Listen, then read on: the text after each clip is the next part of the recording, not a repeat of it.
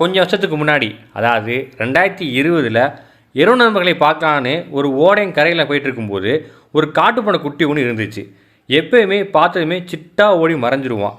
அன்னைக்கு நல்ல மழை பெஞ்சனால எங்கேயும் போகாமல் அங்கேயே இருந்திருக்கான் போல.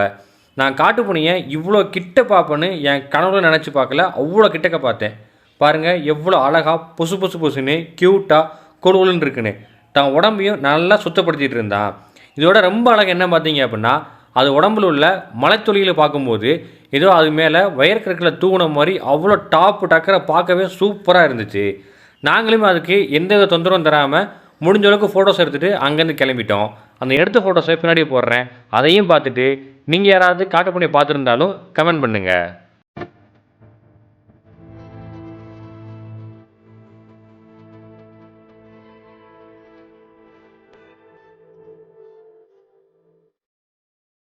இயற்கையை காதலிப்போம், இயற்கையை பாதுகாப்போம்.